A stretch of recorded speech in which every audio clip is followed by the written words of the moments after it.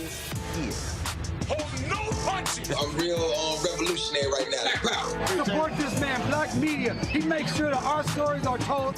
Thank you for being the voice of Black America, Roland. Stay black. I love y'all. All momentum we have now, we have to keep this going. The video looks phenomenal. See, this difference between Black Star Network and Black-owned media and something like CNN. You can't be Black-owned media and be scared. It's time to be smart. Bring your eyeballs home.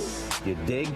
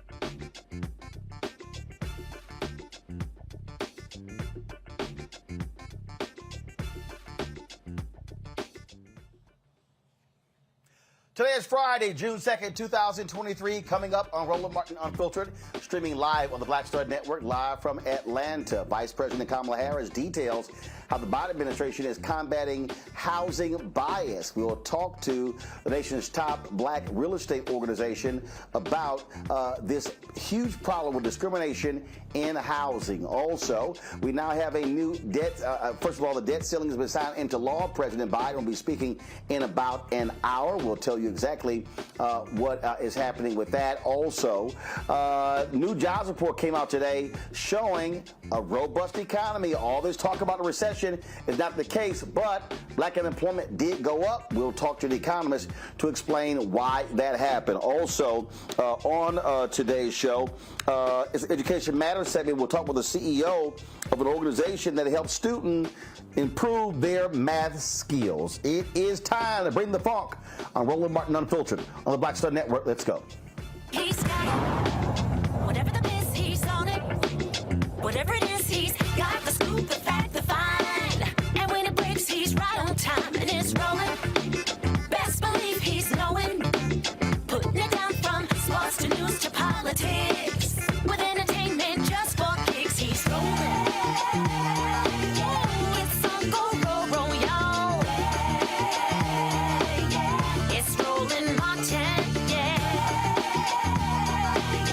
rolling with Roland now. He's funky, he's fresh, he's real, the best, you know he's Roland Martin now.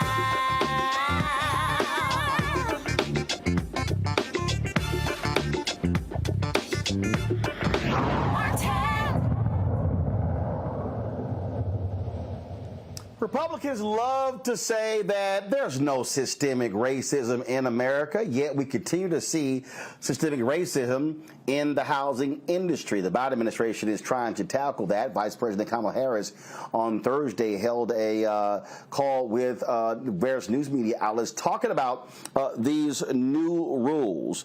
She announced that financial institutions must ensure that their appraisal algorithms are not biased and do not produce lower valuations for homes owned by people of color. The administration is also releasing guidance to make it easier for consumers to appeal what they suspect to be biased valuations. Harris noted that only about 5% of home appraisals are people of color, and shared the administration hopes to grow through training opportunities for groups underrepresented in the industry. The move is part of an effort to ensure fair algorithms and increase transparency for home valuations. Harris described home ownership as one of the ways for American families to build wealth. Joining us right now is Antoine Thompson, former executive director of the National Association of Real Estate Brokers. We'll pull them up later. We pull up my panel right now. Michael Imhotep, host the African History Network show out of Detroit. Matt Manning, civil rights attorney out of Corpus Christi. Dr. Avis Jones DeWeaver, political analyst out of National Harbor, Maryland. Matt, I want to start with you. When I did this show with Patrick Bet-David. He claims he's independent, but he's hardcore conservative, out of Florida. And systemic bias came up. I talked about, these home appraisals. And he's like, oh, no, I don't believe that. Well, his team was very slow in pulling the data up, so I said, fine, I'll do it. So I pulled up the New York Times report where the Biden administration detailed, using census data, the racism in home appraisals. I mean, they literally looked at the data and said, okay, what are the appraisals in this census tract compared to this one? And then he tried to say, oh, I don't believe it. I'm like, oh, so I give you the proof and now you don't believe it. Well, this right here is the kind of proof we're talking about. African Americans are being negatively impacted when we talk about these algorithms, and what happens is these folks are appraising the homes of black folks and others at a much lower value, and then what happens is you're trying to resell your home and you can't. If you do, you're selling at a lower price, and so therefore you're not maximizing your profit. That continues to be racism in the housing industry. Yeah, it absolutely does. And you have to be just completely, blind or have amnesia to not realize that every few years a story comes out, and they're largely anecdotal, but a story comes out about a family who got a bad appraisal, black family usually gets a bad appraisal, and then they hide their race, and then the appraisal is considerably higher, right? So from just an easy, demonstrable standpoint, you see that this happens because we see stories about it continuously. And we know that it happens, and I'm glad that the Biden administration is addressing this. What I am concerned about, and I'm hoping that your guest will clarify for me, is how they intend to cure the algorithm process. Because what concerns me is if the information that goes in is inherently flawed, then it'll come out with flawed results. And presumably they have some control for that. But that would be my concern. If you're looking at communities that have been historically undervalued, then putting that data in is presumably going to skew the data. But outside of that curative question, I'm glad to hear this because, as we know, home ownership is by far the primary vehicle for not only generational wealth, but for people of all colors to build wealth. So the idea that we are systemically being discriminated against in the values of our homes purely because of race and purely because of, discrimination is a horrible thing and literally takes money out of people's pockets. So I'm glad that the administration sees this as a priority and is addressing it. And what's interesting here, again, Michael, Republicans want to deny this reality. You can have numerous stories where black homeowners say, oh, white appraiser came in and valued the home at this, and then we took all the black pictures down, we stripped it of all its blackness, and we had some white friends welcome them, and all of a sudden it's valued at $100,000, $200,000, or $300,000 higher. Hello? Yeah, Roland, I've dealt with people like that. I've been on panels with black conservatives as well, more like grifters, because we've always had black conservatives, but most of the time they made sense historically. We had Craig DeLuce here on this show, and Reese Colbert and I dealt with him from Project 21. So these black conservatives parrot talking points from white conservatives. They cannot admit systemic racism exists, because if they admit that systemic racism exists, then they will be tasked to provide policies to address systemic racism. They don't have policies to address systemic racism because it's not in the black conservatives' advantage. It's not in their best interest to address it because the people who are paying them benefit from systemic racism. Racism is systemic by nature. Racism is a system of advantage and privilege distributed based upon race. So they'll say that they believe that racism exists, But they'll believe racism exists, but they don't believe systemic racism exists. That's a lie. 97% of home appraisers are white. Black conservatives don't want to address that because then they'll be forced to do something about it. So the Biden-Harris administration, actually President Joe Biden back June 1st, 2021, 100th anniversary of the commemoration of the Tulsa Race Massacre, when he was down in Tulsa, he announced initiatives of the Biden-Harris administration to address systemic racism when it comes to home values, things of this nature. Okay, so this is a continuation of this. This is definitely needed. And all those simple Simon asses out there who talk about the Vice President Kamala Harris isn't doing anything, the Biden-Harris administration isn't doing anything, compare this to what Republicans are doing, because they don't want to even acknowledge that this problem exists. Do we have Antoine Thompson there?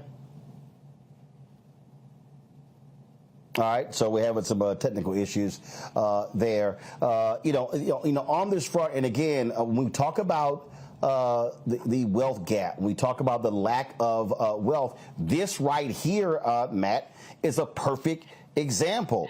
When our homes are selling for less, $20, $30, $50, $100, $200,000, that's money we can't invest. That's money we can't buy other things.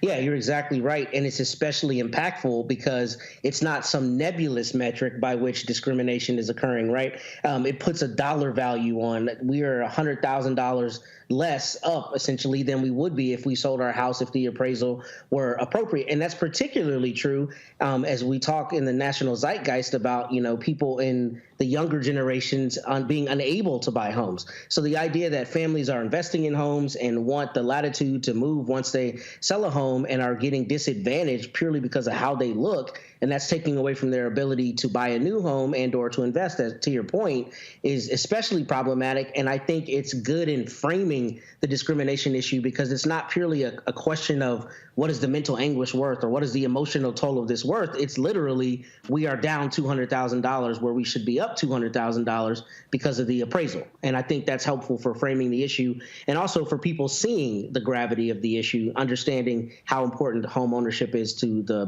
building of wealth. And I just get a kick out of these people, Michael, who act as if, we're just making these things up and it's really no big deal. But the reality is the one area where most Americans have been able to generate wealth, it is through home ownership. And when you look at African Americans, we've never hit 50% of home ownership in this country. And so even when we do own homes, we still are having to deal with Jim Crow.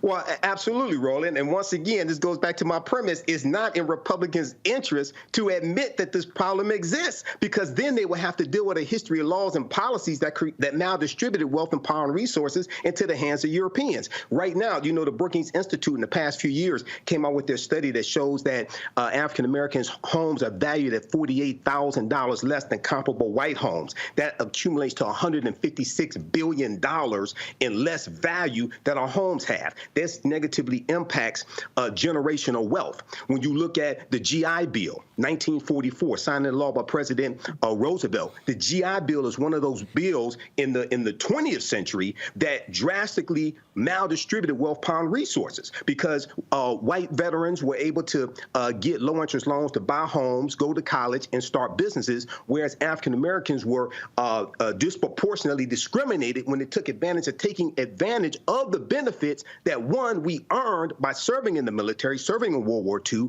and two, our taxpayer dollars were paying for. But when you try to address things like this, then you have somebody like a Senator Tim Scott who says that America's not a racist country. And when he made that statement, everybody needs to look at what his next statement was. His next statement was, and I'm paraphrasing, it's wrong to have race-based policies or policies that address that discrimination.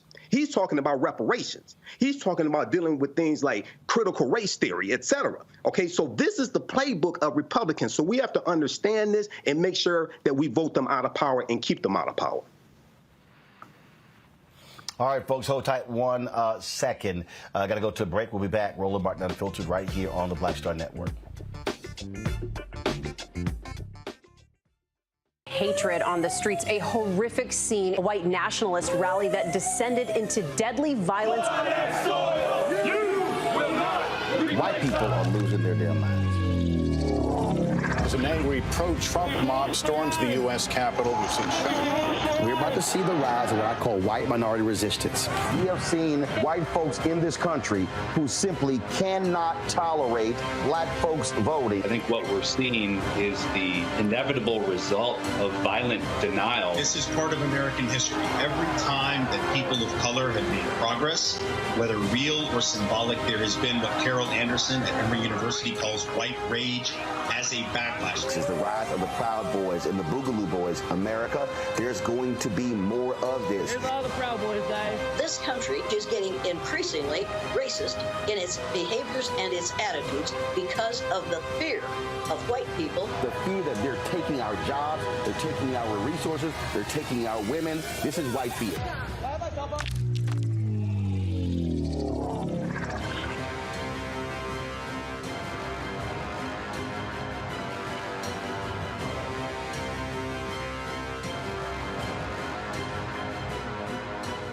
Black Star Network is here. Oh, no punch! I'm real revolutionary right now. Thank you for being the voice of Black America. All momentum we have now, we have to keep this going. The video looks phenomenal. See, this difference between Black Star Network and black-owned media and something like CNN. You can't be black-owned media and be scared. It's time to be smart. Bring your eyeballs home. You dig? Farquhar, executive producer of Proud Family. Bruce Smith, creator and executive producer of The Proud Family, Louder and Prouder. And you're watching Roland Martin Unfiltered.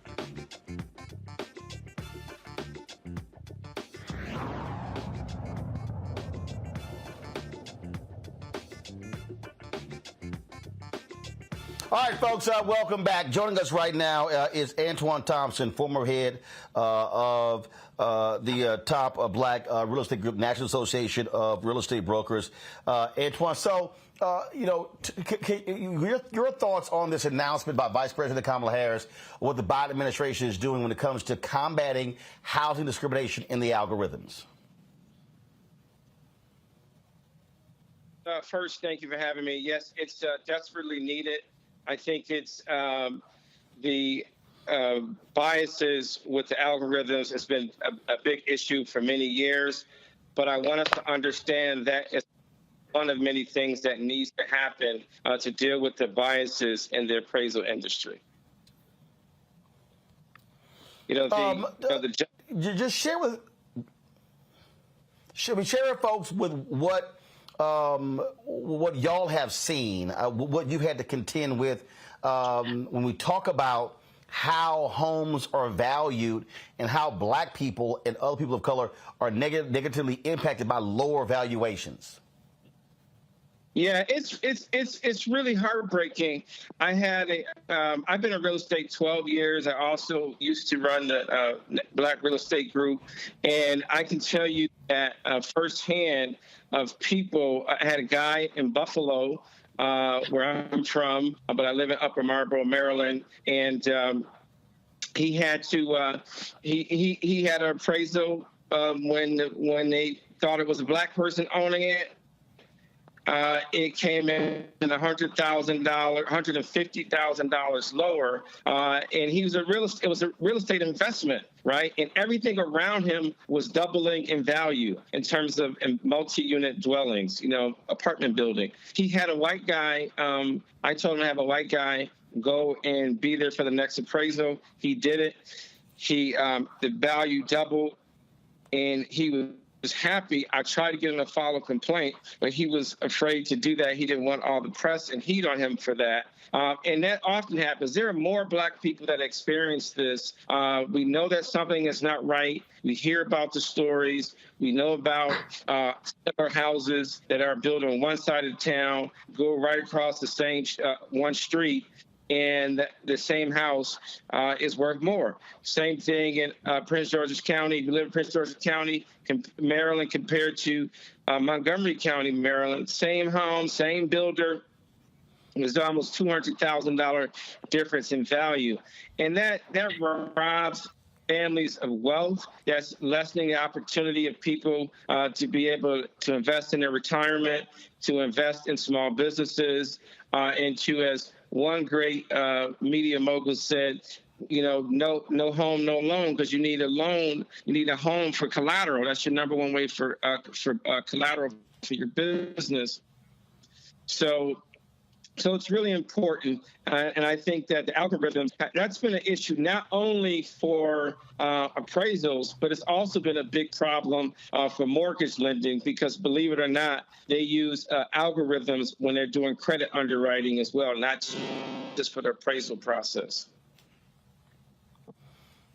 Questions for our guests. Bat, you first. Yeah, so Antoine, thank you for explaining that. The question that I have is, how do they go about curing the algorithm process? So in terms of the data, what is your understanding on how they will make sure that the data that's going in provides good data coming out? Because my concern is if the data is skewed in terms of, depressed values artificially, right, then theoretically, if it goes into the algorithm, then you're just going to get bad results. What's your understanding of how they intend to fix that? So, part of the challenge that you have is, and you're right on, if garbage going in is garbage going out, we're going to have to really have a redo of the data that they're currently using, the models that they're using, and the Vice President absolutely correct. The industry, it's only gotten more difficult for African Americans to be successful in the appraisal industry, but because of the escalating prices of the tightening of escalating prices of mortgage rate, a lot of Black and white people are fleeing the industry over the last year. So even with the things they're trying to do, I would say two things that we need to look at. Number one is we not only we need good data going in, but the current data that they're using, not just the algorithms, the ones that are writing the programs. You probably don't have a lot of Blacks that are writing the programs for these companies, for the main companies that are doing the writing the systems.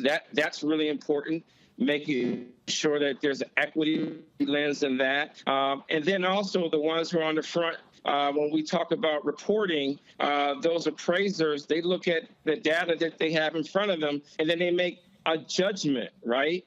They make a judgment, and oftentimes that judgment is like really, really subjective.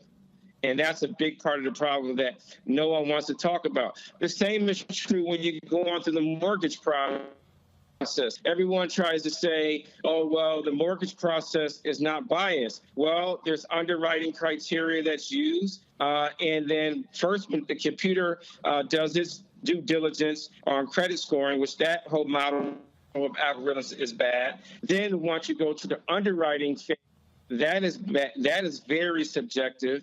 And then on top of that, you have the appraiser, which is also very, very biased. So just dealing with algorithms alone will not fix the problem, but that is a bold step in the right direction. Michael. Hey, Antoine, when we hear stories dealing with African Americans who had white people sit in as the homeowners and their home value shoots up $100,000, $150,000, in stories that I've read dealing with this, we see that about 97% of home appraisers are white. Okay. One, can you explain briefly why this is? And two, what can be done to diversify the home appraisers, get more African Americans into the business of being home appraisers? Yeah, it's an industry. It breaks my heart.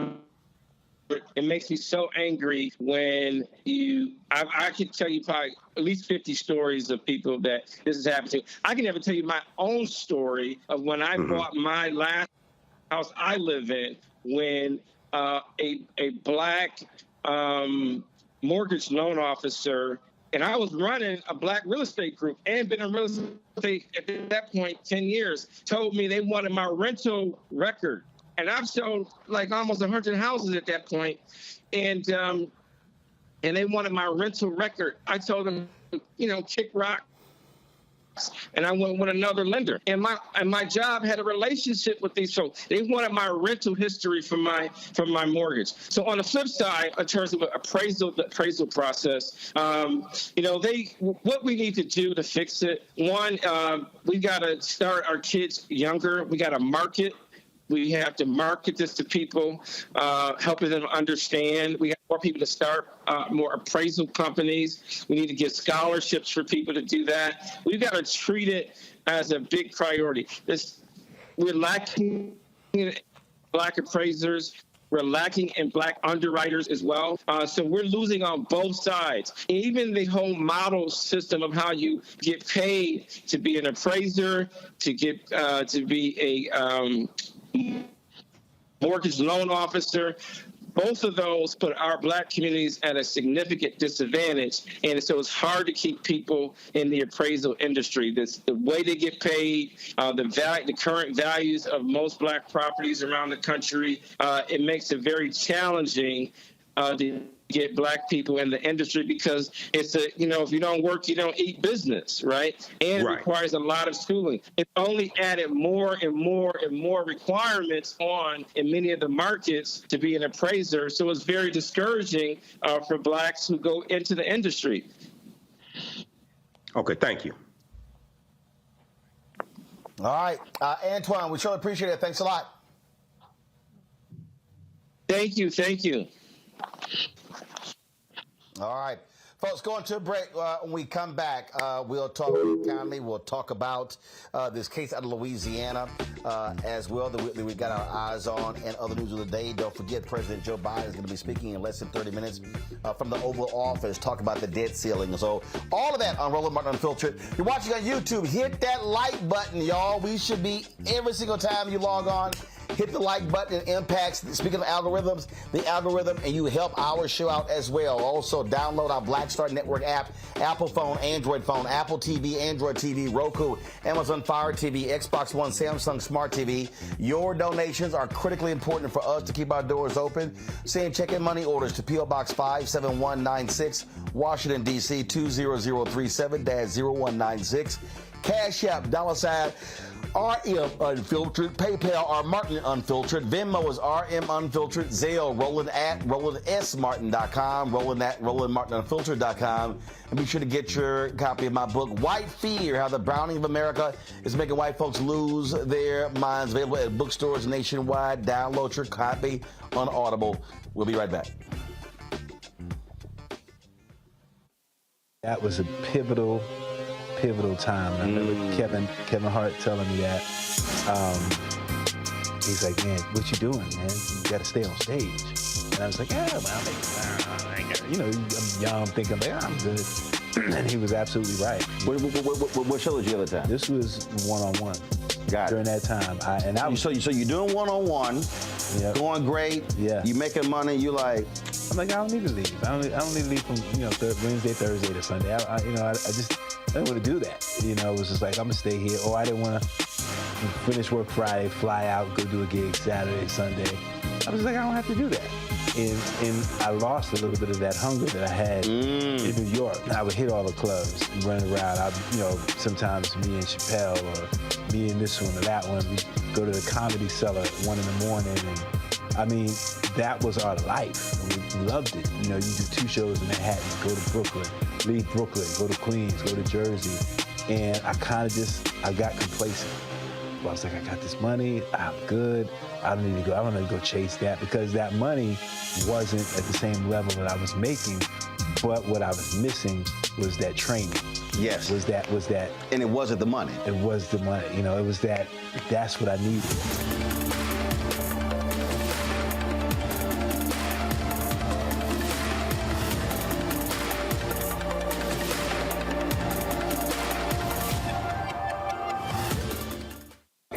On the frequency right here on the Black Star Network, Shanita Hubbard.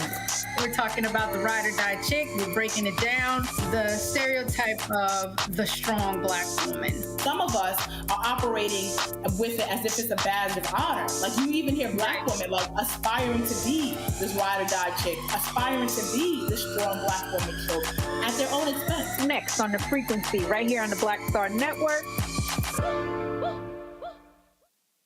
When you talk about blackness and what happens in black culture, you're about covering these things that matter to us, speaking to our issues and concerns. This is a genuine people-powered movement. There's a lot of stuff that we're not getting. You get it, and you spread the word. We wish to plead our own cause.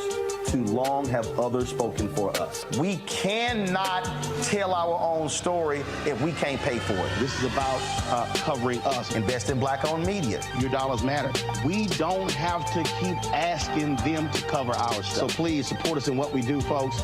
We want to hit 2,000 people, $50 this month, raise $100,000. We're behind $100,000, so we want to hit that. Y'all money makes this possible. Check some money orders. Go to P.O. Box 57196, Washington, D.C. 20037-0196. The Cash App is $RM Unfiltered. PayPal is R Martin Unfiltered. Venmo is RM Unfiltered. Zelle is Roland at RolandSMartin.com. Hi, I am Tommy Davidson. I play Oscar on Proud Family, Louder and Prouder. I don't play Sammy, but I could. Or I don't play Obama, but I could. I don't do Stallone, but I could do all that. And I am here with Roland Martin on Unfiltered.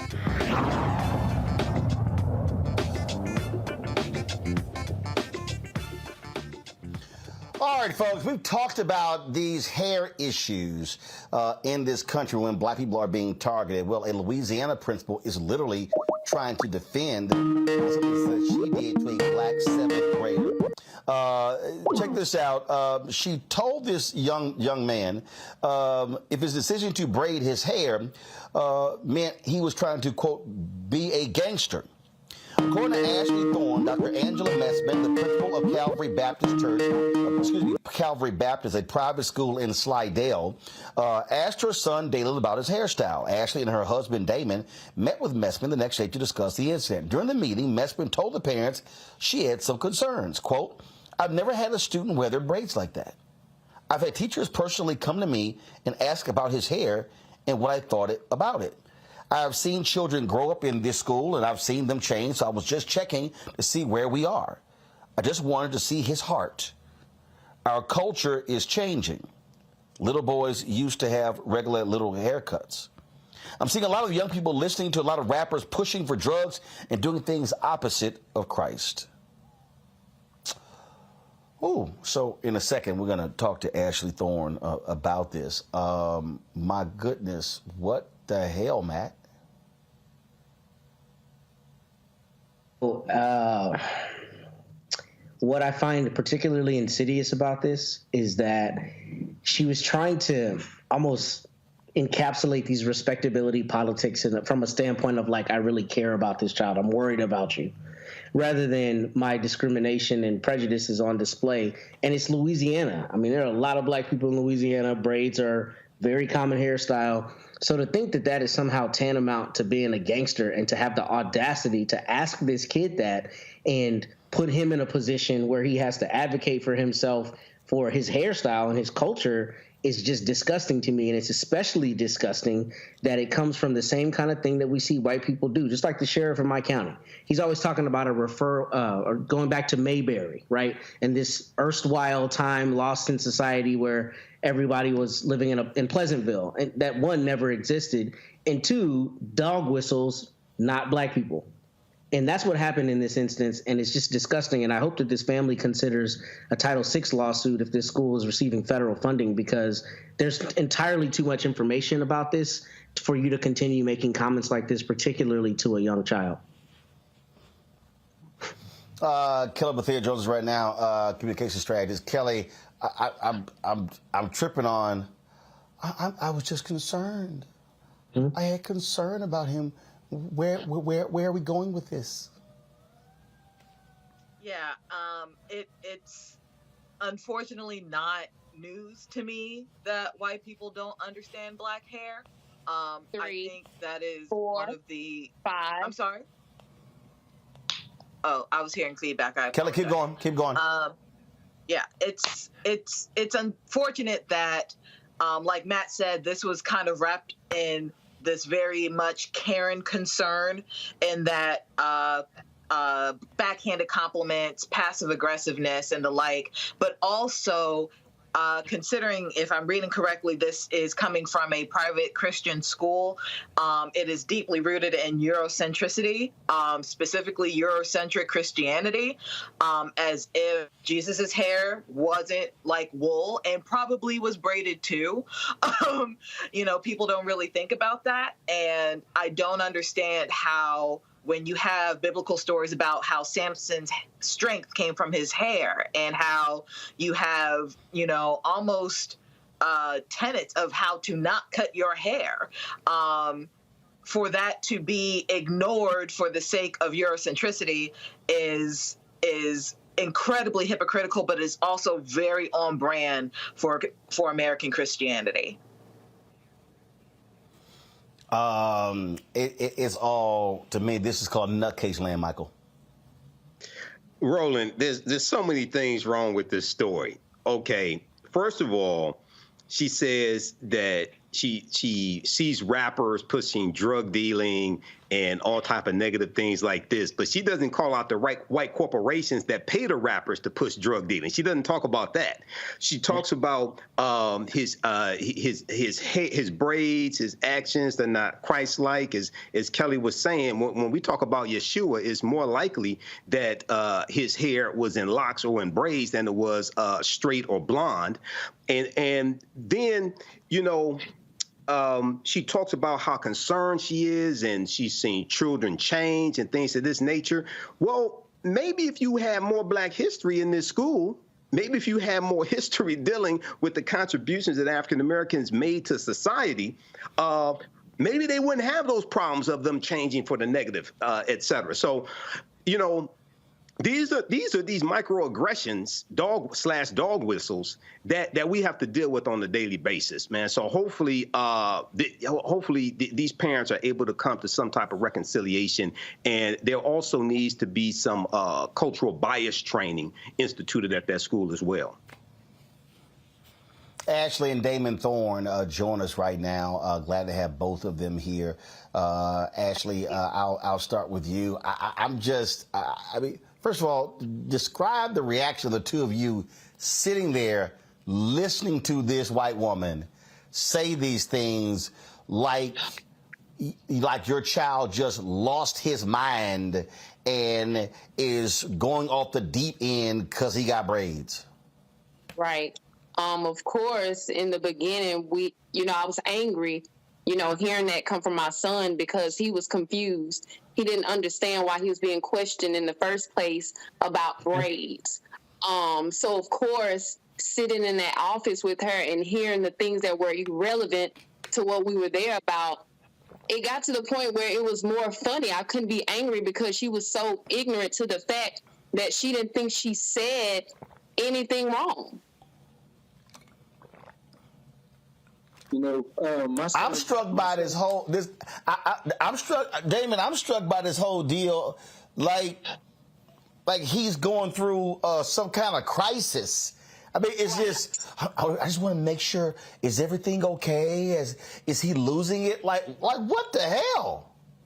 It's crazy. So my son, he's into anime. He knows nothing about Gangster or anything like that. So when she asked him that, he was like, he didn't know what she was talking about. So when he comes to us, now we have to explain to him, why, there's nothing wrong with your hair, son. There's nothing wrong with you. Didn't do anything wrong. I just have to explain to you this, how people view certain things in this nature when they're closed-minded, that they're not even open to anything. During our recording, we recorded the interview, and it's crazy. When I was trying to let her know how long braids been around since before Christ, and how it was used as an art form, and she just started talking about rappers instantly, and I was like, "What are you talking about, ma'am? We're talking about braids." It was a bunch of irrelevant situations that she brought up that had absolutely nothing to do with our son. We even asked her several times, like, okay, but what does that have to do with Dalen? And she's like, oh, Dalen is so sweet. He's so respectful, which we were like, exactly. You didn't see a change in his behavior. You didn't see a change in his attitude. You only saw his hair change. And we're asking her, so why would you question if that's not a problem?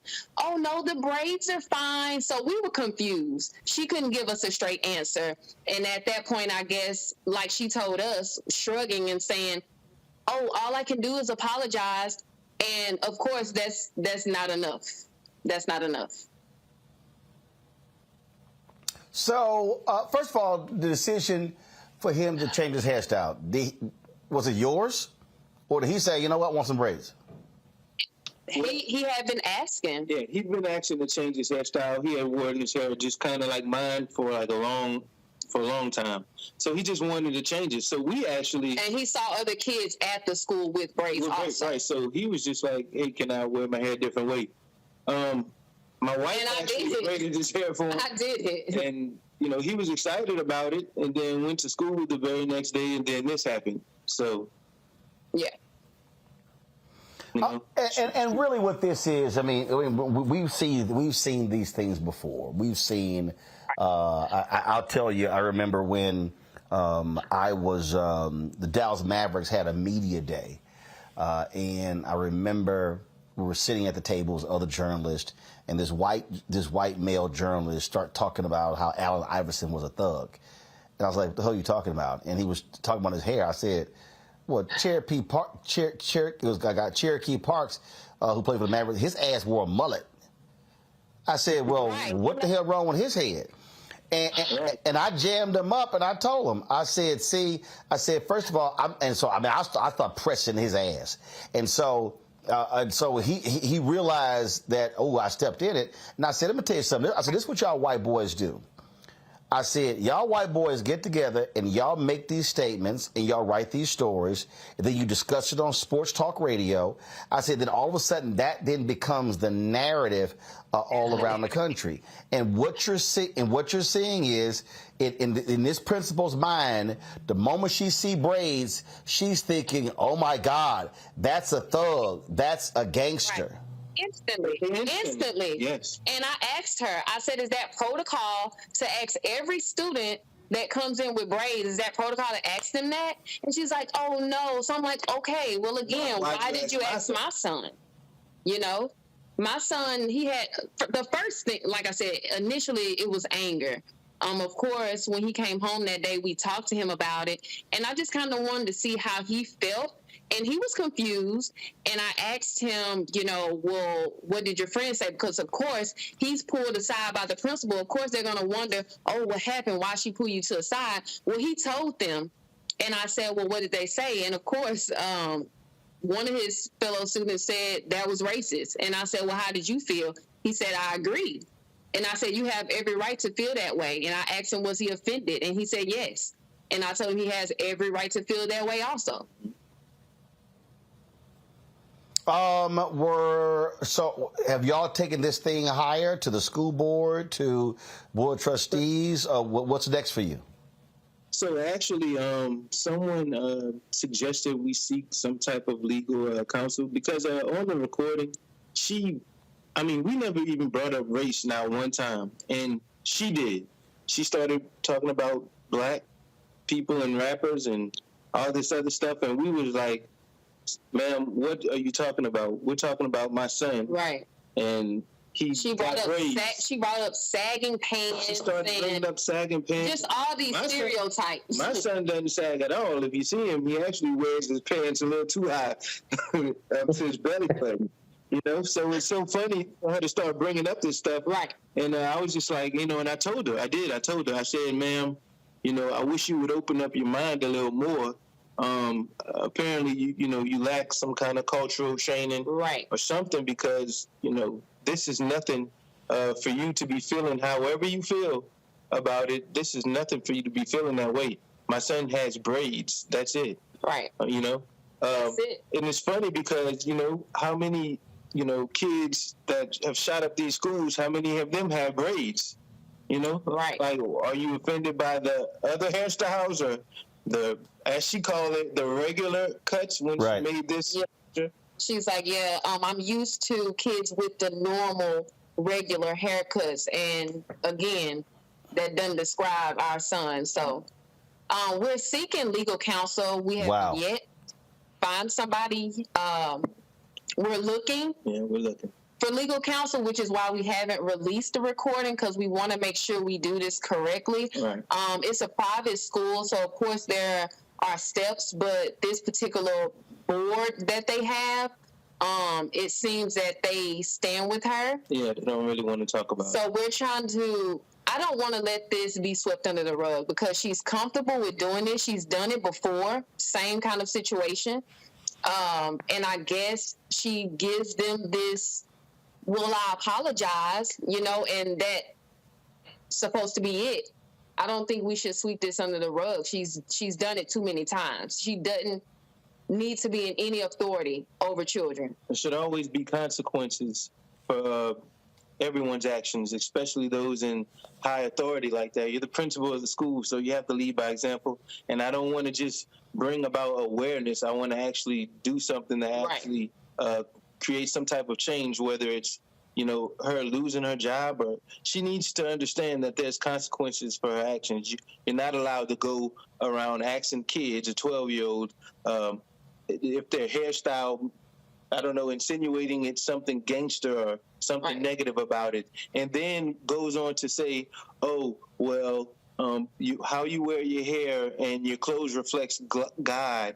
Making it seem like him his feel hair like doesn't something's wrong with what he's doing, and he's done nothing wrong. All right, folks. Look, keep us abreast of what happens, and good luck in your battle. Thank you so much. All right. Gotta go to break. We'll be back on Roland Martin Unfiltered on the Black Star Network. Pull up a chair. Take your seat. The Black Tape. With me, Dr. Greg Carr, here on the Black Star Network. Every week, we'll take a deeper dive into the world we're living in. Join the conversation only on the Black Star Network. On the next, A Balanced Life with me, Dr. Jackie. How big a role does fear play in your life? Your relationship to it and how to deal with it can be the difference between living a healthy life, a balanced life, or a miserable one. Whenever the power of fear comes along, you need to put yourself in that holding pattern and breathe, examine, find out if there's something that your survival instinct requires you to either fight or take flight. Facing your fears and making them work for you instead of against you. That's all next on A Balanced Life on Black Star Network. I'm Deborah Owens, America's Wealth Coach, and my new show, Get Wealthy, focuses on the things that your financial advisor and bank isn't telling you, but you absolutely need to know. So watch Get Wealthy on the Black Star Network.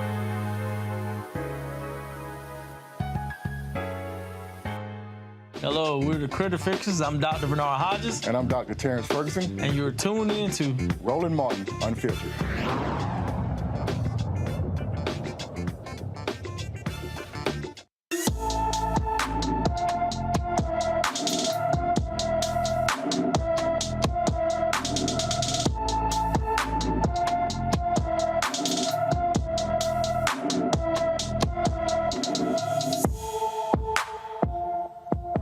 Lanny Bush has been missing from Minneapolis since April 30th. The 16-year-old is 5 feet 10 inches tall, weighs 150 pounds, with black hair and brown eyes. Anyone with information about is Lanny or Lonnie Bush is urged to call the Hennepin County, Minnesota Sheriff's Office at 952-258-5321, 952-258-5231.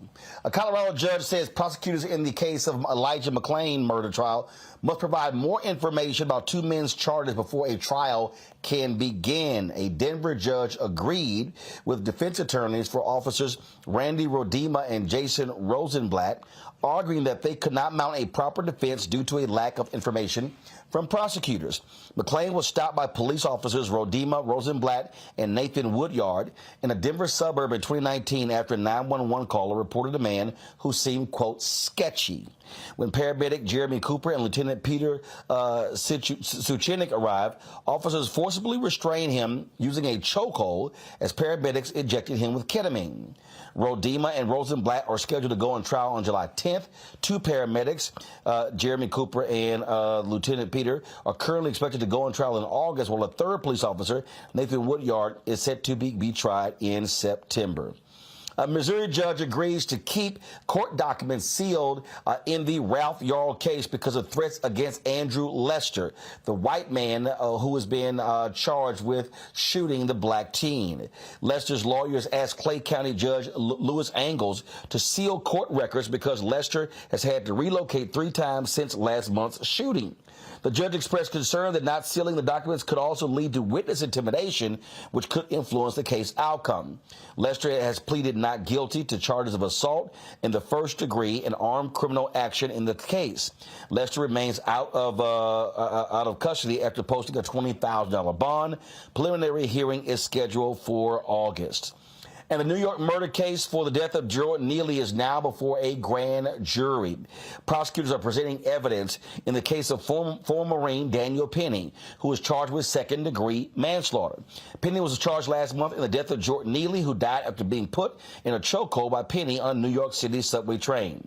Penny's lawyers say the veteran is prepared to testify before the grand jury, but no decision has been made. The maximum penalty for second-degree murder manslaughter is 15 years in prison.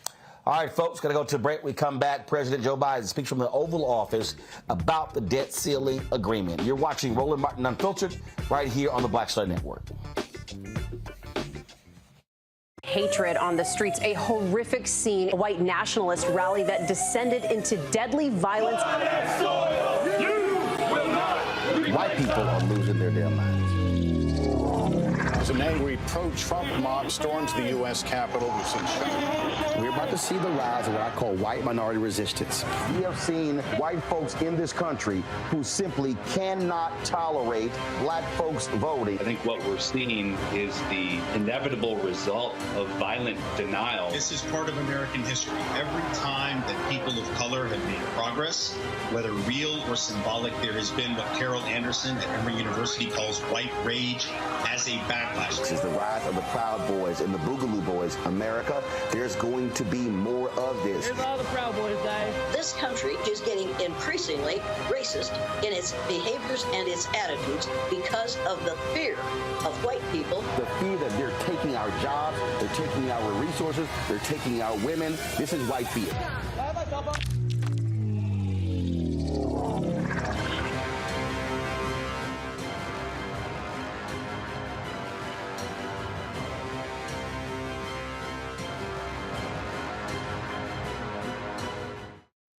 Black Star Network is here. Oh, no punch! I'm real revolutionary right now.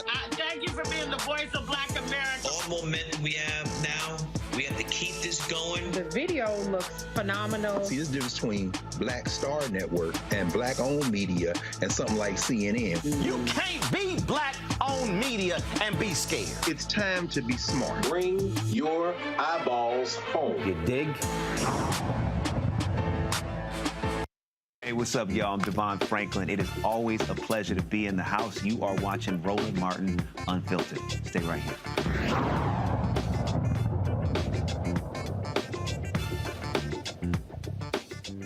All right, folks, momentarily, President Joe Biden is going to be speaking from the Oval Office about the debt ceiling agreement that he has signed into law. The House, of course, passed it. The Senate passed it this week as well. It allows for the United States to continue to borrow, making sure you're not going to see the economy tank. Also, it's been a good day for the Biden administration because the new job numbers came out showing more and more jobs being added at a higher rate than people actually expected. This, of course, is critical because, again, all these doomsayers, they'd be like, oh, my God, recession, but it's not happening. And so 339,000 jobs were created in the month of May. Now, black unemployment did increase. And so we originally had Dr. Cecilia Rouse, who was the former head of the White House Council of Economic Advisors, booked on the show. But because we're supposed to talk to her right now, because Biden is going to be talking momentarily, so Control is going to let me know when he goes up. And so that's why we're probably talking to her on Monday. So here's President Joe Biden from the Oval Office. Are over. And the Democrats and Republicans can no longer work together. But I refuse to believe that, because America can never give in to that way of thinking. Look, the only way American democracy can function is through compromise and consensus.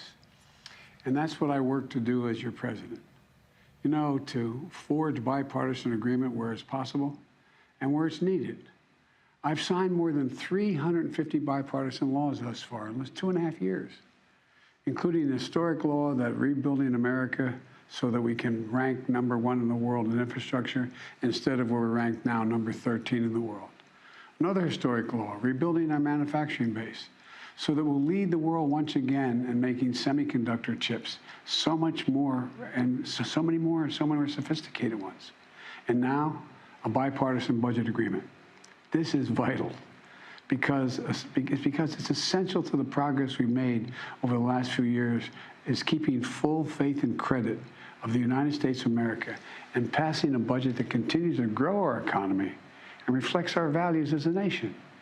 That's why I'm speaking to you tonight, to report on the crisis averted and what we're doing to protect America's future. Passing this budget agreement was critical. The stakes could not have been higher.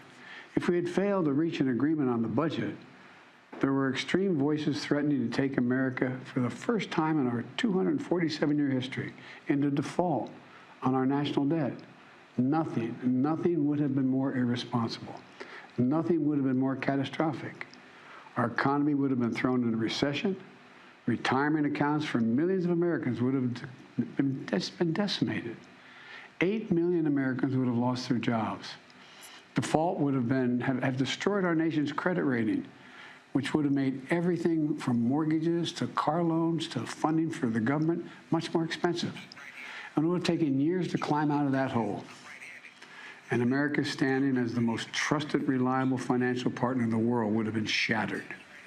So it was critical to reach an agreement. And it's very good news for the American people. No one got everything they wanted, but the American people got what they needed.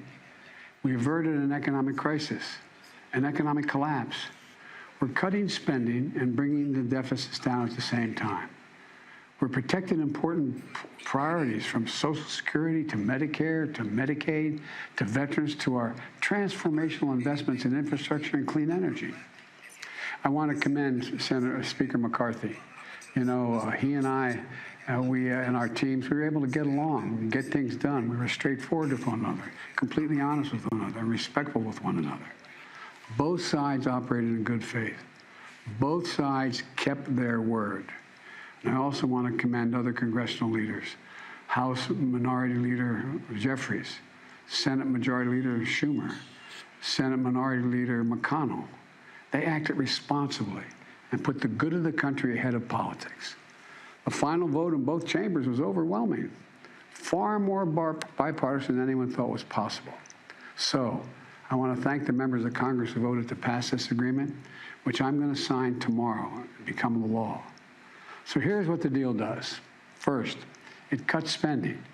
And over the next 10 years, the deficit will be cut by more than $1 trillion. And that will be on top of the record $1.7 trillion. I already cut the deficit in my first 2 years in office. And it's clear we're all on a much more fiscally responsible course than the one I inherited when I took office 4 years ago. When I came to office, the deficit had increased every year the previous 4 years. And nearly $8 trillion was added to the national debt in the last administration. And now we're turning things around. And that's good for America. You know, my dad used to have an expression. He said, Joey, don't tell me what you value. Show me your budget. I'll tell you what you value. That's at the heart of this debate. What do we value? Protecting seniors. You may remember during my State of the Union address, there was a spirit exchange between me and a few Republicans spontaneously occurring on the floor of the House of Representatives. I was pointing out that for years, some of them were putting forward proposals to cut Social Security and Medicare. And some of them that night took exception, and they said very loudly that that wasn't true. So I asked them on the floor that night, I said, ask them a simple question. Will you agree not to cut Social Security, not to cut Medicare? Would they agree to protect these essential programs that are a lifeline for millions of Americans?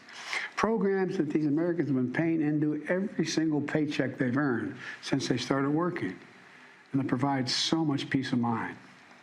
With the bright lights and cameras on, those few Republicans who were protesting, they agreed. They said they wouldn't cut it.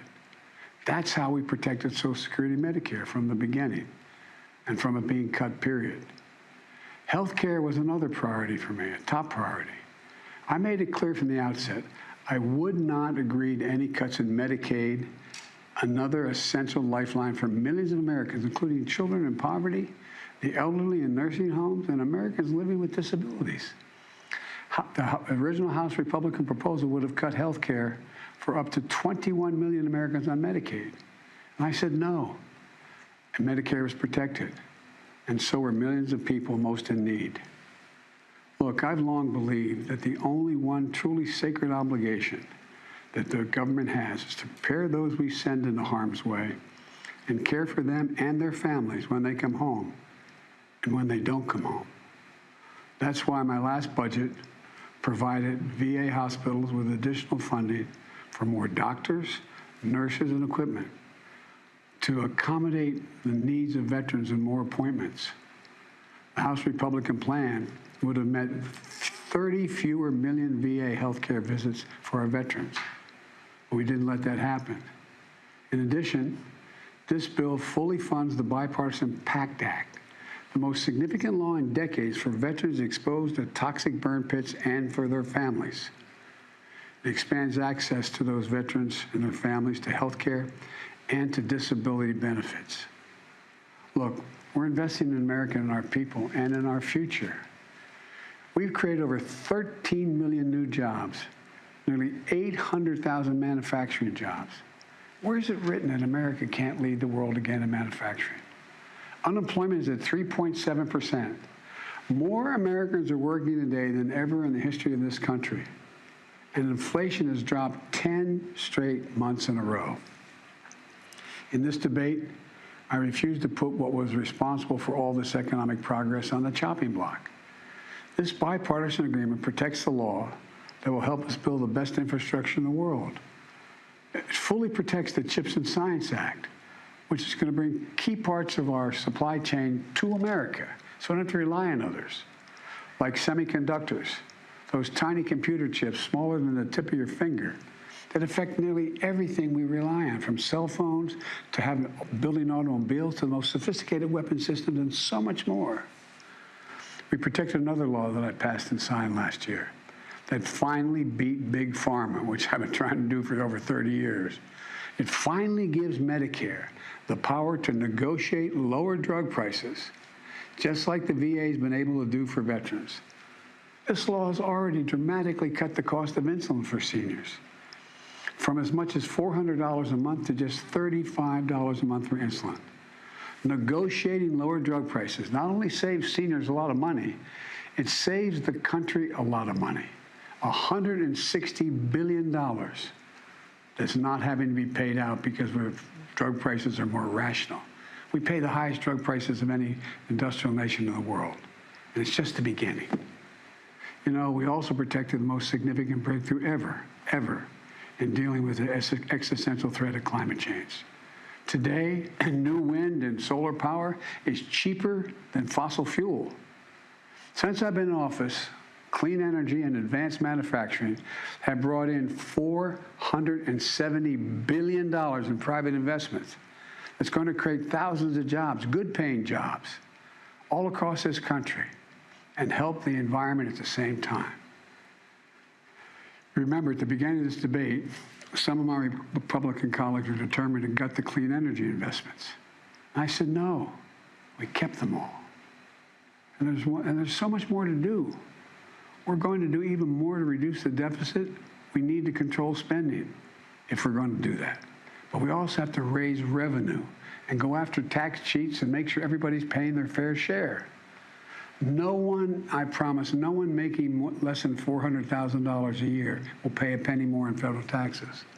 But like most of you at home, I know the federal tax system isn't fair. That's why I kept my commitment, again, that no one earning less than $400,000 a year will pay a penny more in federal taxes. That's why last year I secured more funding more IRS funding to go after wealthy tax cheats. The nonpartisan Congressional Budget Office, and it is nonpartisan, says that this bill will bring in $150 billion, and other outside experts expect that it would save as much as $400 billion because it's forcing people to pay their fair share.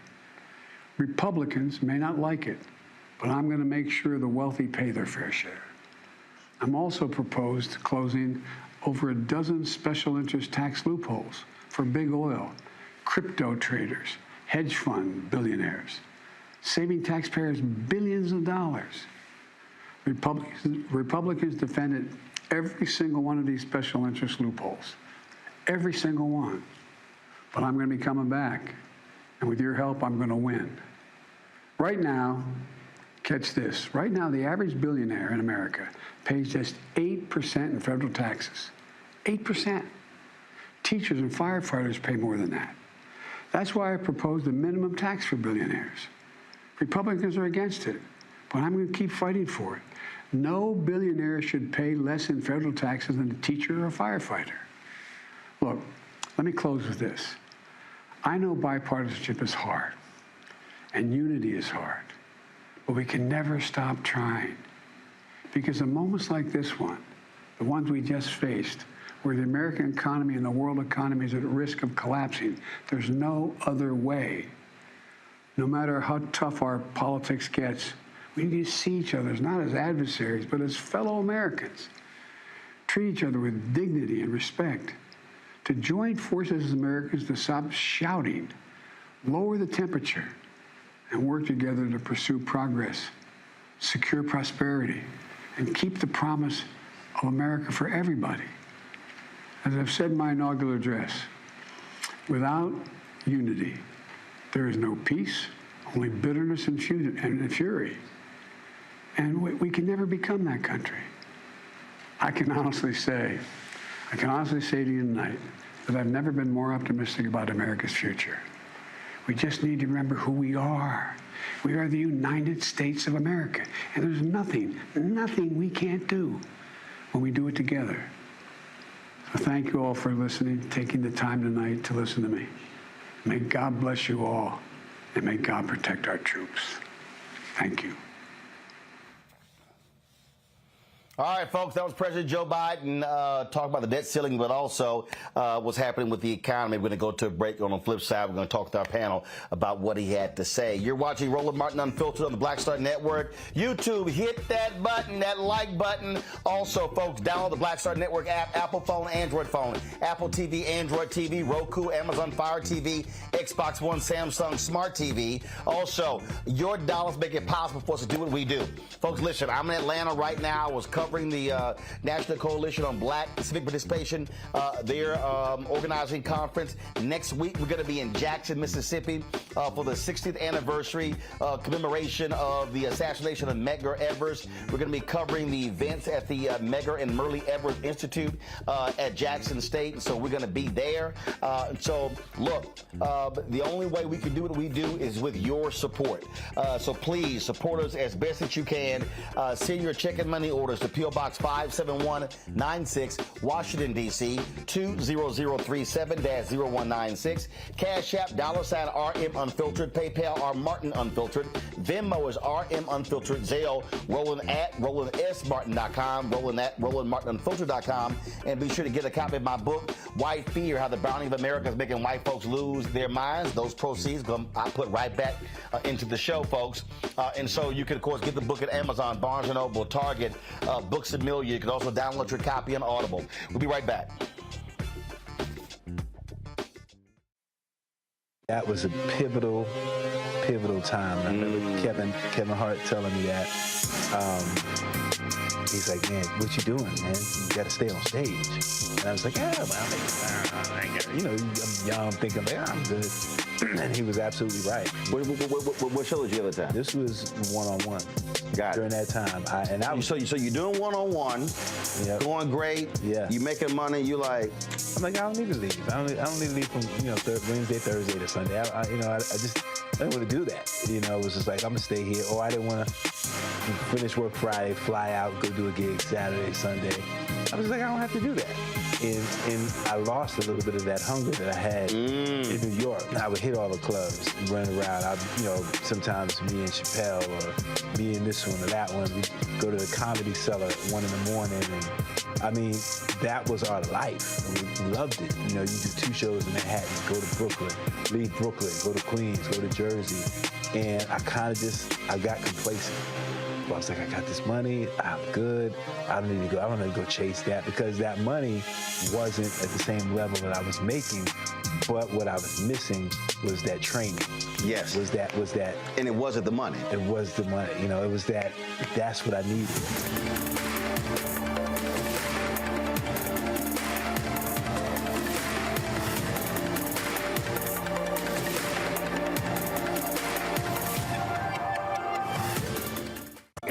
On the frequency right here on the Black Star Network, Shanita Hubbard.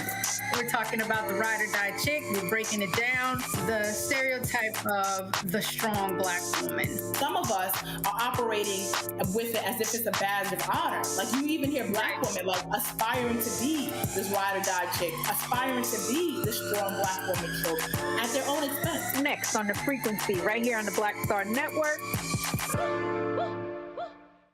Hey, what's up? It's Sammy Roman. Hey, it's John Murray, the executive producer of the new Sherry Shepherd Talk Show. It's me, Sherry Shepherd, and you know what you're watching, Roland Martin Unfiltered.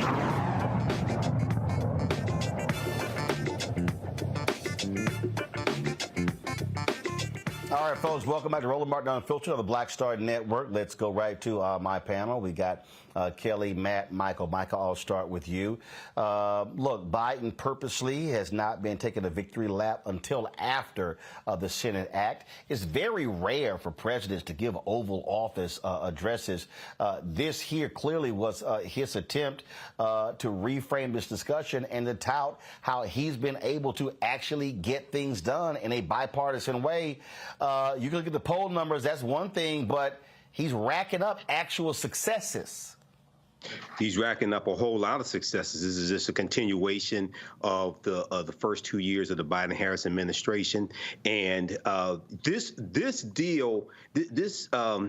ceiling bill could have been much worse when you look at what Republicans actually wanted. So he was able to masterfully negotiate this bill. Now, McCarthy had to dance for the MAGA Republicans in the House of Representatives, but McCarthy already said defaulting on the debt is off the table. Okay, McCarthy wasn't going to let that happen. So there are some things in here that some of the progressives, in the House, voted against it. The Fiscal Responsibility Act of 2023. You have the restarting of student loan payments. You have some people who will not be able to get SNAP funding, things like this. But overall, it's going to be about 78,000 more people per month who will qualify for SNAP benefits. So when we look at what Republicans were trying to do, just keep in mind that the difference between Kevin McCarthy being Speaker of the House and Hakeem Jeffries being the Speaker of the House was about 7,000 votes in a handful of districts that went for Republicans. Okay, so 2024, Democrats have to take back control of the House of Representatives and increase their lead and increase their margin in the Senate. But Kelly, here's the deal, though. Biden, look, played this thing smart. He knew the Republicans were not going to go for it. And so all he did was look at his Democratic numbers and say, I can bank those numbers. I just need to pick up a handful of Republicans. Boom. I got me a deal in the House. And that's what happened. That's exactly what happened. And I think it's, imperative for people to understand that bipartisan does not mean that all Republicans join the Democrats for this deal. Like you said, you only need a handful of Republicans in order to push something through, and in order for it to be considered bipartisan at all. And that's what Biden knows, and that's what Biden banks on, and that's what he did. So I applaud him for understanding actual politics, and he's an expert at it, and he used that expertise in order to get this deal done. Now, a lot of people are saying, I see the comments, how you mentioned how he has successes under his belt, and people are saying, well, how do you have successes but your approval rating is so low? Approval rating does not mean that you don't have any successes under your belt. Approval rating means that you don't know what those successes are, as far as I'm concerned. And that goes back to the Biden administration's comms team and outreach not doing as great of a job as they could expressing exactly what Biden does for this country. So I think that with the proper outreach strategy on top of good policy and good law going out, not only will Biden's approval ratings go up, but Americans will actually understand what's going on and actually be pleased and not be relying on polls to decide who's approving and who's not. But here's the deal, though. I mean, the reality, Matt, what this White House has to do, they've got to learn to thump their chest like Trump did. He took credit for crap he didn't even do. He was taking credit for bills that Obama signed. And so if for some reason Democrats don't like doing that, they think that looks like, oh, that's just a little too much. No, your job is to thump your chest, pound your chest, and it's like, yeah, we did it. I think about that scene from Jungle Fever when Wesley Snipes playing Flipper was leaving. He was like, see that? That's mine. Mine, showing all of his architecture work. Sometimes, dog, you got to tell folks, yo, that's my shit. I did that. Roland, my brother, thank you for giving me this question. Because when I heard Biden speaking, I heard, my name is Joseph R. Biden, and I'm running to be your president again in 2024. Let me tell you all the ways that I'm dope. Let me tell you all the ways the Republicans are messed up. Let me tell you about the Cheeto-in-chief who left office with all these problems and how I'm fixing them. I thought this was real fireside chatty. It felt like FDR probably back in the 30s, where he's sitting and he starts talking about the debt ceiling, but then it goes into all these other issues where he wants to make it exceedingly clear to the American people that he's working on their behalf. And, look, the reality of it is you're talking politicians and encapsulating things the way that they need to in order to garner support. But to your point, I think that this White House, as we've talked about many times on the show, needs to be better about this. And I think this was actually done in a very effective way.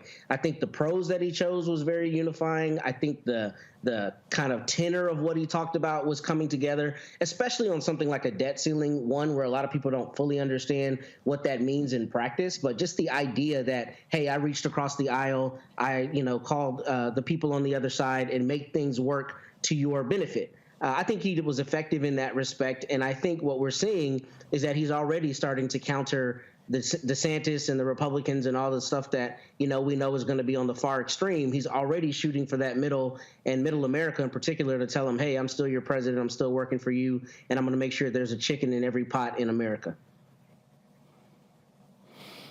Look, this is campaign time, and again, all of these people have been yelling and screaming, Michael, the economy is falling apart, we're having a recession, and look, I remember September, they were yelling recession. I remember Jamie Dimon, Jeff Bezos, all these people. Amazon start laying people off. Facebook start laying people off. Everybody, all these tech companies, they all were talking about that all of these companies were pulling their advertising. We have felt that impact as well. All these folks pulling their money left and right, saying, we got to prepare for the recession. We're now in June. Mm-hmm. No recession. Right. So you have people like Jamie Dimon, you have people like Jeff Bezos, but then you have the coup plotters over at Fox TV. Then you have the people like Representative Byron Donalds, who the Congressional Black Caucus didn't even want, Republican from Florida, who you've had here on the show. You kicked his behind when he was here on the show, Roland. So you have those who are betting against America because they want the economy to fall out. These Republicans, what they wanted, what some of these MAGA Republicans wanted to do was to actually default on the debt, tank the economy, and then blame Biden for tanking the economy so that Republicans can win back the White House in 2024. It's not going to work. You're part of this. You are coup plotter sympathizers, or you are part of the coup, and we have to keep asking the question: why do these people want the economy to fail? Why don't they want the economy to grow? Why don't they want jobs to be created? So, once again, this is an example of how elections have consequences, and we need to vote these people out of power and make sure they stay out of power. But the thing here, Kelly, that we have to recognize, again, they were all yelling the recession. I saw this clip earlier, Maria Bartiromo, who was just sick to her stomach. Also that punk-ass Joe Concha, who's a commentator on Fox News, so-called fake media analyst. That's what he is. And they were just like, well, we're just so surprised by this. They just the estimates keep saying this, but then the reality comes out. But here's the deal, and then they try to cite the inflation. The reason inflation is still high because these companies are jacking up prices because it's pure theft, it's greed. That's why inflation is still high. Well, not only that, but I think that the reason why Republicans are kind of spinning their wheels here is because they don't have a narrative if nothing is failing, right? Their whole machine is rooted in fear and propaganda. And when you do not have a story that has a modicum of truth to that fear and propaganda, they don't have anything to build their lies upon except their own lies. And right now they don't have a new lie to tout. And that's the issue here. So the fact of the matter is, whether there's a recession or not, right now we don't have one. So they don't have anything to build that fear off of. We got the jobs report today.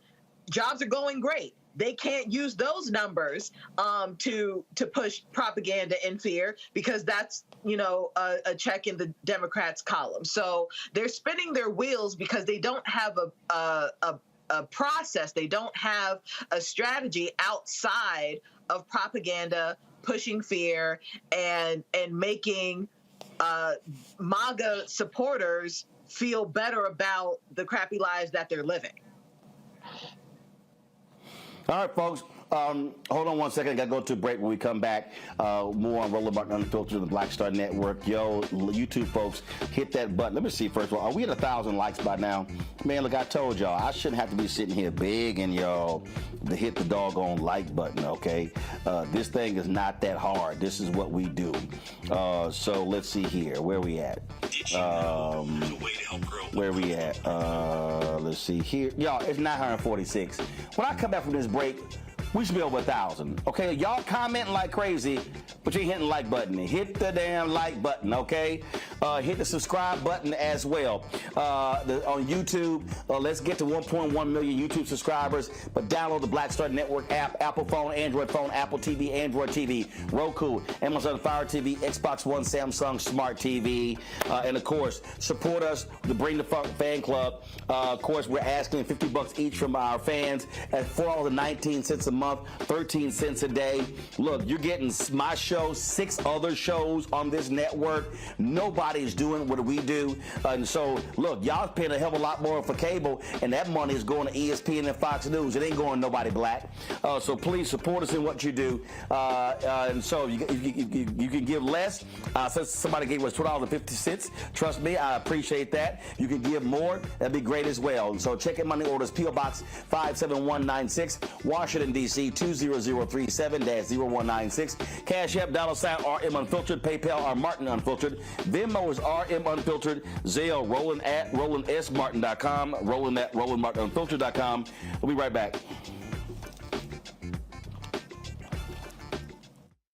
When you talk about blackness and what happens in black culture, you're about covering these things that matter to us, speaking to our issues and concerns. This is a genuine people-powered movement. There's a lot of stuff that we're not getting. You get it, and you spread the word. We wish to plead our own cause.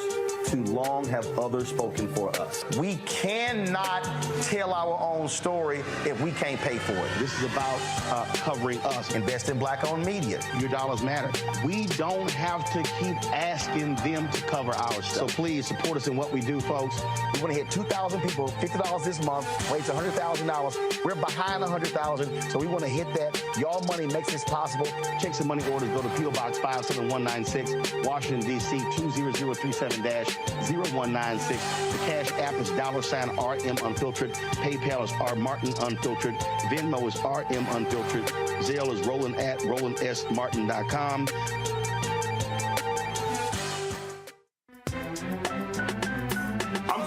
Muhammad, live from LA.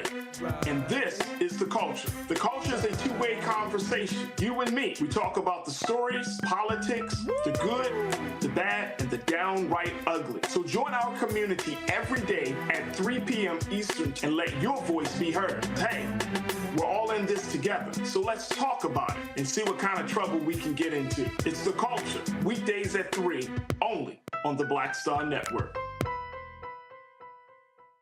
Hi, I'm Jo Marie Payton, voice of Sugar Mama on Disney's Louder and Prouder Disney Plus, and I'm with Roland Martin on Unfiltered.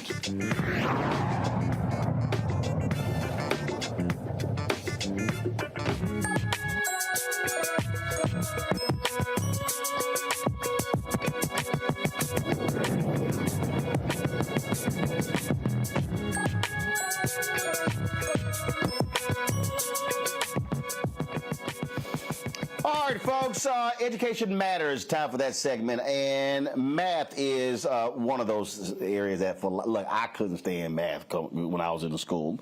But thank goodness you have this virtual summer camp that can actually help folks who are in need. Now, math is a critical area where we're seeing lower scores in this country. And so there's an effort to try to get those boosted. My next guest is the author of Building Brighter Kids from Kindergarten to College, founder and CEO of Building Brighter Kids, Vetta Green Johnson. She created Confident Calculators Camp to help students learn the 8 math skills that middle schools need to succeed in math and beyond. She joins us from Pompano Beach, Florida. All right, Vetta, so you're like the super duper math expert, and you can get kids excited about math? Really? How? Absolutely. I am the master of middlers. So I get them excited about math. I get them excited about themselves. I teach them the importance of math. I show them how math plays a role in everything. Numbers are everywhere. That's just what I do. Magic and math. That's who I am. Okay, but how? Because again, well, let's talk about look, we know English. Yeah, like how? All right. Let's talk about this. So basically, most students are missing quite a bit of learning from math. They miss a lot from year to year. So what I do, I have created Confident Calculators, which is a summer virtual math camp for students to help fill in those gaps, because I believe that summer is the best time to learn. So we cover all of the basics that middle schoolers need in order to excel in math and to prepare them for Algebra 1. So, all right, so we know COVID the last couple of years has really made things hard for kids in class. And so what type of acceleration needs to happen? Because, again, we're seeing the net result of what happened when frankly, kids were not going to school, were not learning. Right. So really the key is to get back to the basics. So there are only 4 things you can do in math: add, subtract, multiply, and divide. When we are strong in those areas, we're able to build a strong foundation that will allow us to catapult these kids into acceleration. What's happening is we kind of glossed over and kind of pushed under the rug the COVID situation. We put these kids back into the classroom, and we just went on with the usual teaching and learning of math and reading and all the skills. But we have to get back to the basics, especially for our math students, because math is pivotal. So that whole pandemic, those 2 years, 2.5 years actually, have set children back so far. But we can't just move ahead. We have to stop. We have to incorporate parents, math at home, numbers around us, after school programs, and we have to fill in the gaps in the summer because children lose 2.5 months of learning in the summer. So couple that with the COVID loss, they are farther and farther behind. So we got to get back to the basics. All right. Let's questions from our panel. Let's see. Out of Michael, Matt, and Kelly, who probably was the worst at math? Matt. Well, I didn't learn counting chickens and horses and goats out in the country. Here's my question, Vita. My 13-year-old may indeed be in your program. So how does the program actually work in the summer? How involved is it in terms of daily, meetings? And what does it look like kind of on the ground? Okay. Well, it is my belief that during the summer, a child should spend at least 1 hour a day in math or covering their math skills. So I work with them an hour a day, Monday through Thursday, and I give them the basic skills covering those 8 subjects. So the 8 subjects are integers, exponents, solving equations, inequalities, building on the geometry skills, the substitution, the properties of math, those things that they need in order to build those skills each and every day. So with me by their side, in their face, virtual every day, I give them assessments. I give them a pre-assessment on each topic to find out where they are, and then I teach toward those missing gaps, and then I bring in my expertise as a math teacher for more than 20 years to fill in the gaps along the way for the things I believe that they should know before they step into the next grade level or beyond. So it's a Zoom call. It's virtual. I communicate with them via email. I communicate with them via Voxer, that's a voice walkie-talkie, so they can ask me questions as they're doing the assignments that I give them, but I make it fun. So I incorporate music, dance, food, because everybody loves food, and we can connect math to food. We will cover those things to make math connected, not just feeding them numbers. So a 13-year-old generally has an attention span of about 15 to 20 minutes. So we'll transition between activities. They'll be able to work together. They'll have group work. They'll have asynchronous and synchronous work. And so basically virtual, Zoom, conversations, communication with parents as well. So we're incorporating the whole village in helping these children to bridge the gap between where they are and where they need to be. All right, Kelly.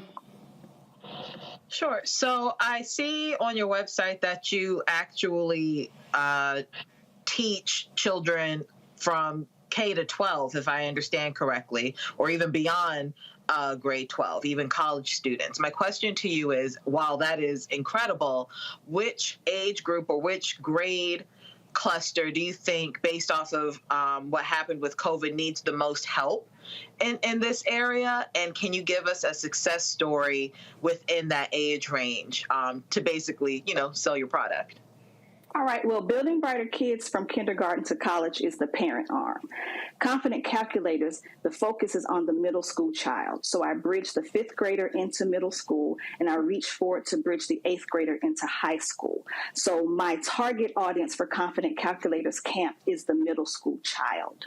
So the focus is to make sure that they have the skills that they need before they go into the beyond, before they step into the Algebra 1 class. So my best success story, actually, I just got a text message from one of my parents who has a child who has never scored higher than a D in math. And she just sent me a message saying that he received a B in math this quarter. And that, she said in capital letters, unprecedented. So I've worked with that child since February. And so we closed out the quarter with a B in math, and he received an 88 on his final exam, which covered the whole year. So I must say that middle school children, that's my jam. So while I do Building Brighter Kids from kindergarten to college, my target audience is the middle school child. I love them, and most people don't. Understood. Michael. All right, Vita. Hey, you know, this is something fantastic. And my mother was a math teacher in elementary school for decades. So this, you know, really hits home with me. Oftentimes, you may have parents who want to help children with math, but those parents may not have been good in math when they were children, and there may be apprehension about helping the child and letting the child know that they don't know how to do certain math problems or deal with geometry. So how do you, when you have a child that's in your summer camp, is there anything to help incorporate the parents to try to like reinforce at home what the child is learning during the summer camp? Absolutely. Parents will receive an email at the end of the lesson or the session each week. I call it Pieces of the Pie, PI for 3.14. Yep, they get the Pieces of the Pie strategies. I give them resources. I connect them with online and other resources that they can use at home. There are apps on the phone that they can use. There are activities that they can do at home. It's not just the scary math. Numbers and math are everywhere. So I give them strategies to help them help their children succeed. All right, thank you. All right, where can people get more information on the virtual camp? They can go to buildingbrighterkids.com. They can also, don't forget, I forgot this, get your free copy of Raising a Confident Calculator. It's an ebook where I give you strategies, tools, and tips on raising your own confident calculator. Everything is found at buildingbrighterkids.com, and you can follow me across all social media at Build Bright Kids. I think that's it. All right, we appreciate it. Thanks a lot. Good luck. Thank you. Have a great one. Appreciate it. All right, we'll be right back. We'll be right back on Roland Martin Unfiltered on the Black Star Network. Pull up a chair. Take your seat. Absolutely. Thank you for helping. The Black Tape with me, Dr. Greg Carr, here on the Black Star Network. Every week, we'll take a deeper dive into the world we're living in. Join the conversation only on the Black Star Network. On the next, A Balanced Life with me, Dr. Jackie. How big a role does fear play in your life? Your relationship to it and how to deal with it can be the difference between living a healthy life, a balanced life, or a miserable one. Whenever the power of fear comes along, you need to put yourself in that holding pattern and breathe, examine, find out if there's something that your survival instinct requires you to either fight or take flight. Facing your fears and making them work for you instead of against you. That's all next on A Balanced Life on Black Star Network. I'm Deborah Owens, America's Wealth Coach, and my new show, Get Wealthy, focuses on the things that your financial advisor and bank isn't telling you, but you absolutely need to know. So watch Get Wealthy on the Black Star Network.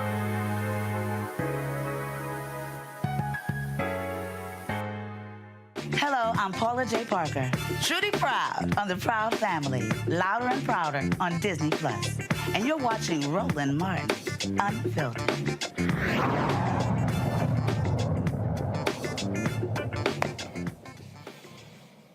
We continue Education Matters, folks. Dozens of Mississippi schools remain under desegregation orders from the Department of Justice. On Thursday, U.S. Assistant Attorney General Kristen Clark spoke to a small group in a Holmes County Circuit Court complex in Lexington, Mississippi, about the Justice Department examining the state school districts to ensure black students have equal access to educational programs. Clark told the small group, in our ongoing efforts to fulfill the promise of Brown v. Board of Education, we currently have 32 open cases with school districts here in Mississippi, and in each of those cases, we are working to ensure that these districts comply with desegregation orders from courts. Mississippi, folks, has the highest percentage of black residents of any state in the U.S. and has been home to legal fights over desegregation. In 2017, Mississippi Delta School District agreed to merge two high schools after nearly 50 years of litigation in which the community sought to maintain historically black and white schools. Clark also stopped at Jackson State University for her two-day Southern Civil Rights tour. See, this is one of those things, Michael, that people don't understand, that they think that, 2023, we're long past that. The fact that you still are dealing with holding people accountable for Jim Crow era segregation, and we're in 2023. Absolutely, Roland. And this is what a lot of black conservatives don't want to address, because the white conservatives won't let them do it, because then you have to admit that systemic racism exists. And then the next step would be, okay, so what are you going to do about it?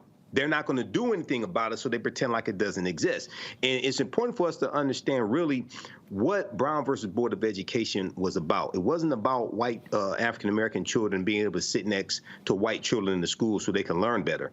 The real fight was we wanted equal funding for our schools, just like white children, white students have for their schools. The goal was not to send our children and have them bust into hostile territories in the hostile schools and deal with teachers that didn't like them. We wanted equal funding. So here, this fight still continues, and this is really understanding racism, but it deals with the goal, it deals with the purpose of the Department of Justice when it was created in 1870 during Reconstruction, and it was primarily created to enforce the new rights that African Americans were given.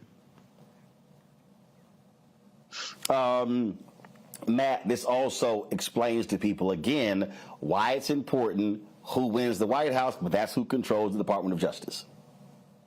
That's correct. And it also explains to people that, a lot of times we only get the tip of the iceberg in terms of litigation and its impact. But what's important about Brown that people may not know is that it was actually litigated in two parts, essentially. And the Supreme Court gave the edict to these states to desegregate with, quote, all deliberate speed. And what we're seeing is, like, more than 60 years later, that speed has not been deliberate or there at all. I mean, the fact that in 2017, you've got a Mississippi school district that is still actively fighting desegregating, following, a litany of cases and decisions from years ago, ordering them to do so, shows you that there's, one, still a problem, and two, a problem that needs to be addressed head on. So that's good that Kristen Clark and the Department of Justice are taking that on head on. And in fact, my understanding is this is a part of a Deep South tour that she's doing. So hopefully her team will continue to identify, those issues that are persisting and continue going at them with all deliberate speed, because clearly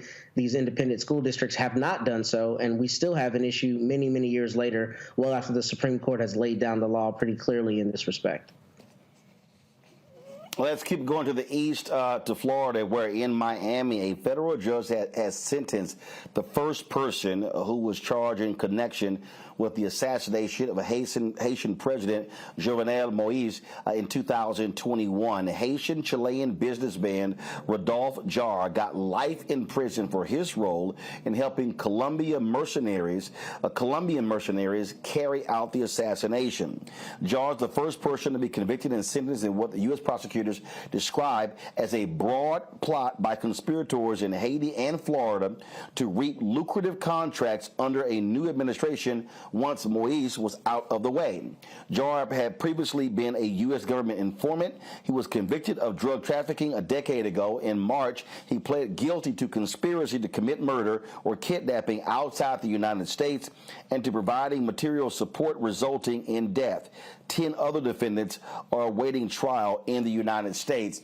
And this is one of those reasons, Kelly, why Haiti continues to be destabilized because of situations like this. Absolutely. And I'm sure Michael has the entire history in his head regarding how Haiti got to be where it is. But it really is unfortunate when you have these external powers that be come into Haiti and destabilize for, a litany of purposes. But the fact of the matter is, things like this happen there because of external forces. So I'm glad that justice in this respect has been served, but Haiti, as well as the world, has a long way to go as far as stabilizing this country. Again, justice should be served. So hopefully we will see more prison sentences for those involved with the assassination. That is it for us. Kelly, Matt, Michael, I certainly appreciate y'all joining us on today's show. Thank you so very much. Folks, I will see y'all on Monday. I'm back in the nation's capital, back in our studio. Be there on Monday. But again, we're going to be in Jackson, Mississippi at the end of next week for the Medgar and Merle Evers Institute for the 60th annual commemoration of the assassination of Medgar Evers. So we will be there. But again, we want you to support us in what we do. Please download our app. Again, a lot of times we have issues on YouTube and Facebook. Well, guess what? We own and control our app. That's why that's important.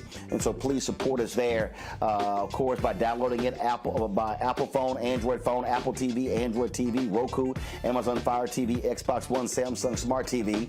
You can also, your dollars also are critically important for us to do what we do.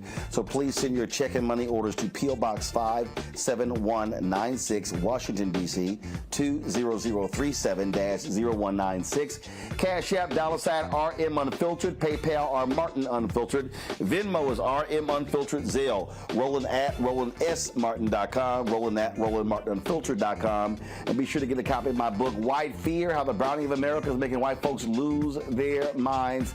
Available at bookstores nationwide, including getting it from Barnes & Noble, Target, Books A Million. Download your copy on Audible. Folks, I'll see y'all. Have a great, great weekend. See you next week. Holla!